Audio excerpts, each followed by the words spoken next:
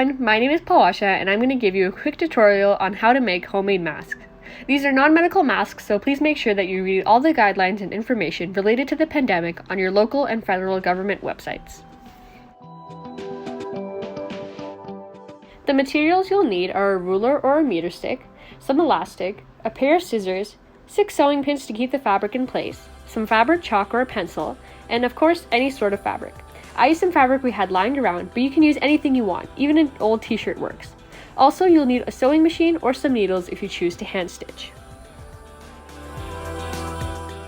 For the measurements, you'll need to cut out 2 pieces of fabric, each 9 by 6 inches, and 2 pieces of elastic, 16 centimeters each. So the first thing I did was cut out my fabric. Now if you're anything like me and have some trouble cutting straight, don't worry too much because it'll look much better once we've stitched it. Now after cutting my first piece out, I placed it over the remaining fabric and then cut the second piece out. If you want, you can just measure out another piece and cut along the lines. Whatever you do, just make sure that you have 2 pieces of fabric to work with.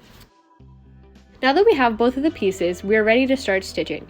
When we stitch, we are going to stitch the first and second piece together, but also stitch the elastic on the inside of the 2 shorter sides, right along here. Then we'll also do the same on the other corner. Onto the sewing machine. Here I'm doing exactly what I just showed and stitching along the edges of the 2 pieces of fabric, making sure that the elastics are in between the fabrics and in each corner. If you don't know how to use the sewing machine, you can also choose to hand stitch or try to find a quick tutorial.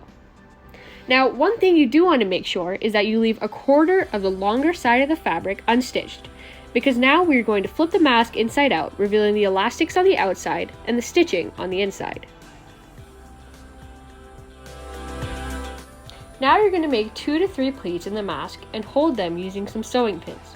Making pleats just means that you're folding over a small part of the fabric and putting a pin through to keep it in place while sewing. This step can get a little tricky, so please be patient and don't rush it at all, because we'll be sewing them on in the next step.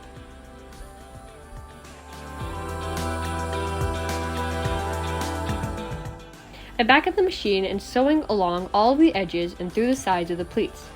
Finally, I'm cutting off all loose threads and taking out all of the pins.